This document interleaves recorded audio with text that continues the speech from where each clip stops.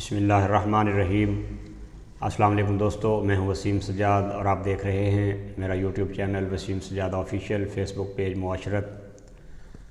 दोस्तों, हालिया तनाज़ुर में फ़लस्तीन के ऊपर, मुसलमानों के ऊपर जो मज़ालिम ढाए जा रहे हैं, चंद मारूज़ात अपनी सोच के मुताबिक आपके सामने गोशगुजार करना चाहता हूँ।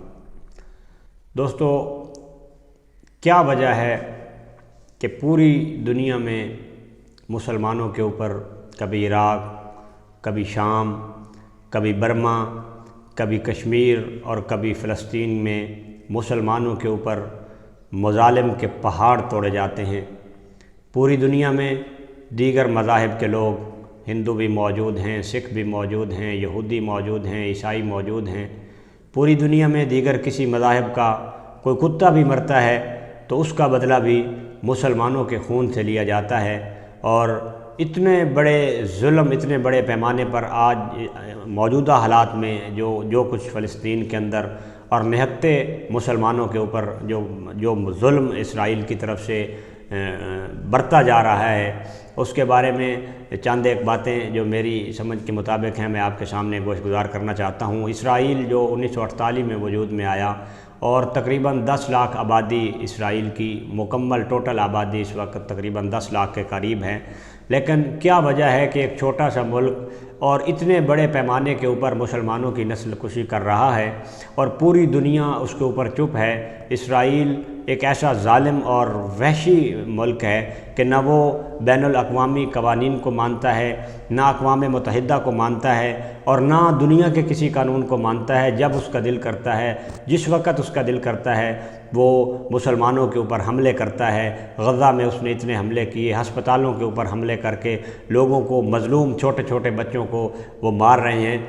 तो इस वक्त जो सोचने की बात ये है कि वो काफिर हैं, उन्होंने अपना काम करना है और हम मुसलमान हम क्या कर रहे हैं। दोस्तों, हमारा किबला अव्वल बैतुल मुक़द्दस यरूशलेम में इसराइल में मौजूद है, जिसको सबसे पहले हज़रत उमर रज़ी अल्लाह ताला अन्हु ने बग़ैर किसी जंग के फ़तह किया। उसके बाद सुल्तान सलाहुद्दीन अय्यूबी ने उसको फ़तह किया। खिलाफत उस्मानिया में वो तुर्कों की हुकूमत के ज़ेर इंतज़ाम रहा। लेकिन आज क्या वजूहात हैं कि ये सारी चीज़ें हमारे हिस्से से निकल गईं। अरब ममालिक की यहाँ पे हुक्मरानी थी। अरबों ने अब भी 20% अरब उसमें मौजूद हैं, बाकी 80% 60% के करीब यहूदी हैं और बाकी दीगर मज़ाहिब के लोग मौजूद हैं। इस वक्त जो सोचने और समझने की बात है वो ये है कि मुस्लिम उम्मा की जो क़यादत है, दुनिया में 57 इस्लामी ममालिक हैं, वो क्या कर रहे हैं। उन्होंने अपने इन मज़लूम भाइयों की मदद के लिए कौन सा कोई इक़दाम उठाया है। सबसे पहला हमला जब इसराइल गज़ा के ऊपर करता है तो सबसे पहला जो जवाब अमेरिका की तरफ से आता है वो ये है कि हमारे होते हुए इसराइल को अपना दिफ़ा करने की कोई ज़रूरत नहीं है, हम उसके लिए दिफ़ा के लिए हर तरह से हाज़िर हैं। लेकिन हमारे 57 इस्लामी ममालिक के हुक्मरान, जिनको एक बयान तक देने की हिम्मत नहीं हुई, किस वजह से डरे हुए वो है। ज़ालिम लोगों, ये दुनिया ख़त्म हो जाने वाली है। तुम्हारे पास ये जो दौलत है ये कारून से बड़ी दौलत नहीं है, तुम्हारी हुकूमत फ़िरऔन से बड़ी हुकूमत नहीं है, तुम्हारी हुकूमत, तुम्हारी बादशाहत का हामान से बड़ी बादशाहत नहीं है। ये दुनिया ख़त्म हो जाने वाली है। नबी करीम सल्लल्लाहु अलैहि वसल्लम का फरमान है कि मुसलमान एक जस्द वाहिद की तरह हैं। जब जिस्म के किसी एक हिस्से में तकलीफ़ होती है तो पूरा जिस्म उस तकलीफ़ से दुखता है। वहाँ पे हमारे मुसलमान मर रहे हैं, बच्चों के ऊपर जुल्म हो रहा है। उन ज़ालिमों ने ये हुक्म दिया कि अगले 48 घंटों में गज़ा शहर को खाली कर दिया जाए। निहत्ते लोग वहाँ से हिजरत करके जा रहे थे, रास्ते में उनके ऊपर जुल्म के पहाड़ तोड़े गए, उनके ऊपर राकेट दागे गए। फिर यूनुस खान हॉस्पिटल में 1000 के करीब, 1500 के करीब बच्चे और मरीज़ मौजूद थे। वहाँ पे उन्होंने राकेट दागे और उनको भी मिलिया मेट कर दिया। वहाँ पे वो वीडियोज़ में, सोशल मीडिया का ज़माना है, आप भी देख रहे हैं कि कोई ना उनके ऊपर पानी वहाँ उनके पास मौजूद है, ना बिजली की सहूलत है, ना गैस की सहूलत है। खुले आसमान तले वो लोग ज़िंदगी गुजारने के ऊपर मजबूर हैं। तो क्या ये आज के मुसलमान ममालिक के जो हुक्मरान हैं, क्या आप नहीं समझते कि आपसे इसकी पूछ-गुछ होगी। बाकी जितने भी ममालिक हैं, इन सब लोगों को आपने जोग्राफियाई हुदूद में कैद करके रख दिया है। باقی ممالک کا نہ کوئی وہاں پہ باشندہ جا سکتا ہے۔ جہاد کو آپ نے ویسے دہشت گردی سے تعبیر کر کے رکھ دیا، اور انگریز نے ایک ایسی چال چلی کہ اس نے جہاد کو دہشت گردی سے بالکل برابر کر دیا کہ جو بھی مسلمان جہاد کا نام لے گا اس کو وہ دہشت گردی کے زمرے میں لائیں گے۔ لیکن وہاں پہ جو ہمارے بھائی، وہ جو ہماری بہنیں، ہماری مائیں، ہماری بیٹیاں بے آسرا ہو کے پھر رہی ہیں، اے ظالم لوگوں، کیا تم سے اس کی پوچھ نہیں ہوگی؟ عرب ممالک کے جو حکمران ہیں، کیا تم لوگوں کے پاس اتنی طاقت نہیں ہے کہ تم ایک بیان بھی دے سکو؟ اگر دنیا کے 57 اسلامی ممالک کے لوگ اکٹھے ہوتے اور صرف ایک اعلانیہ اور ایک بیانیہ جاری کرتے کہ فلسطین کے اوپر اس ظلم کو بند کیا جائے اور ہم اپنے ان مظلوم مسلمان بھائیوں کے ساتھ ہیں، تو ان لوگوں کو سمجھ آتی کہ یہ مسلمان اب بھی اکٹھے ہیں اور موجود ہیں۔ تم لوگ اپنی معیشت کے چکر میں، اپنے ڈالروں کے چکر میں، اپنی بینک بیلنسوں کے چکر میں پڑ گئے، تم لوگ عیاشیوں میں پڑ گئے۔ پورے عرب ممالک میں اس وقت دنیا میں مسلمان ممالک میں سب سے زیادہ جو معیشت مضبوط ہے وہ بھی عرب ممالک کی ہے، اور سب سے زیادہ جو پیسہ ہے وہ بھی عرب ممالک کے پاس موجود ہے۔ باقی کمزور ممالک ہیں، جس حد تک بیان یا جس حد تک ان کو وہ اپنا ایک رد عمل ظاہر کرنا چاہیے تھا انہوں نے بھی نہیں کیا، لیکن سب سے زیادہ آپ کا حق بنتا تھا کہ آپ اپنے مظلوم بھائیوں کی مدد کے لیے میدان عمل میں آتے اور یہ اعلان کرتے کہ اگر اب اسرائیل کی طرف سے مسلمانوں کے اوپر کوئی ظلم کیا گیا تو ہم میدان عمل میں آئیں گے، اور آپ نے ایک فوج بنا دی، 42 اسلامی ممالک کی افواج بنی، اس کا ایک جنرل بھی بنا، اس کا ایک صدر بھی بنا۔ وہ کیا کر رہے ہیں؟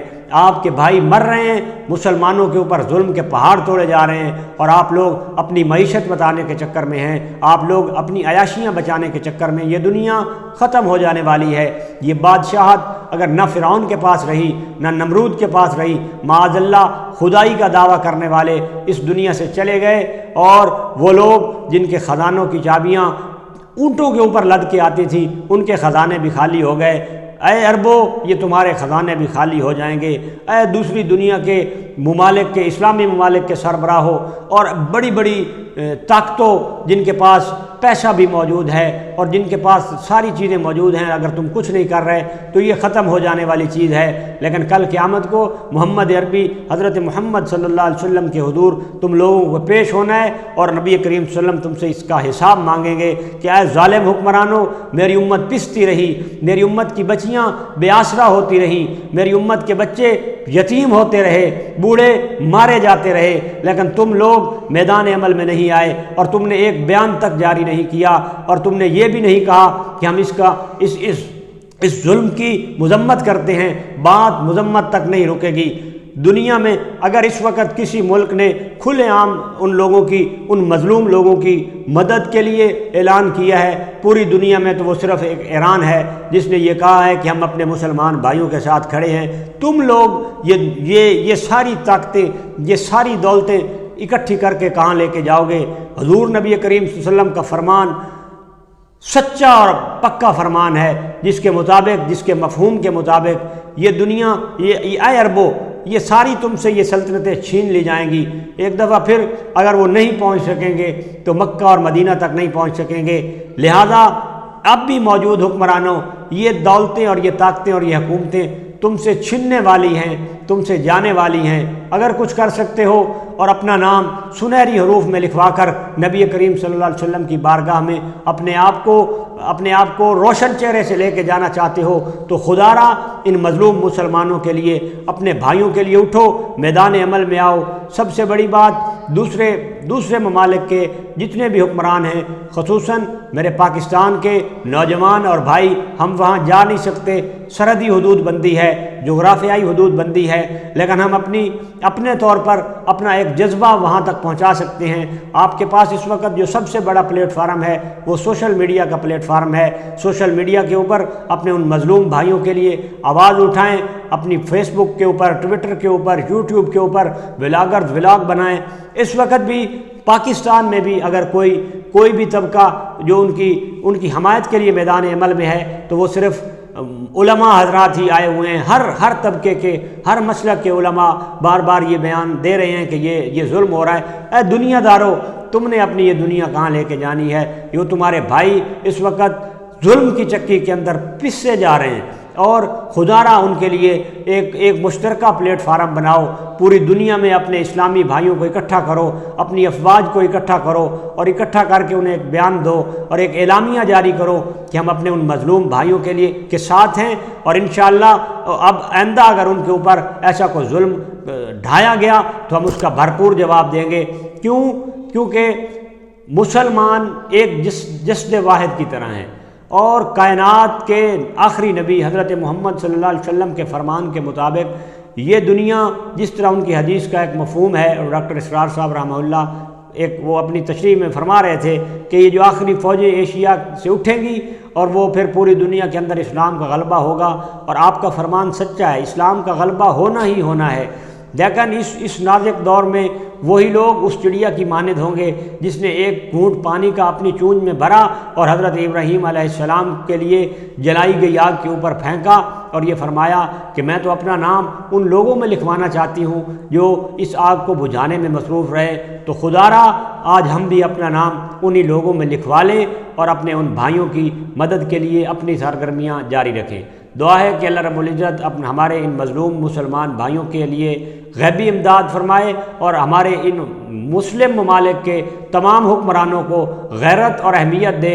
ایک حضرت عمر آپ کے لیے آئیڈیل حکمران ہیں، فرماتے ہیں وہ کہ میری رعایا میں اگر کوئی کتا بھی بھوک اور پیاس سے مرا تو مجھ سے اس کا حساب لیا جائے گا۔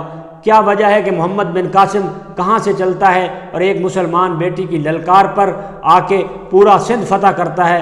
آپ کو اپنی بیٹیوں کی، اپنی ماؤں کی، اپنی بہنوں کی آہیں نظر نہیں آتی؟ آپ سوشل میڈیا استعمال نہیں کرتے، آپ میڈیا نہیں دیکھتے؟ وہاں پہ ہماری مائیں، بہنیں، بیویاں، بیٹیاں، بچیاں رل رہی ہیں کھلے آسمانوں تلے، نہ ان کے پاس کھانے کا کوئی چیز ہے، نہ ان کے پاس پینے کی کوئی چیز ہے، نہ ان کے پاس رہائش کی کوئی جگہ ہے۔ ایسے ظالم لوگ ہیں کہ ہسپتال کے اندر بھی انہوں نے حملے کیے اور مریضوں کو بھی وہ مار رہے ہیں۔ تو خدارہ میدان عمل میں آئیں اور اپنے ان مظلوم مسلمان بھائیوں کی مدد کے لیے جو کردار آپ سے ہو سکتا ہے وہ ادا کریں۔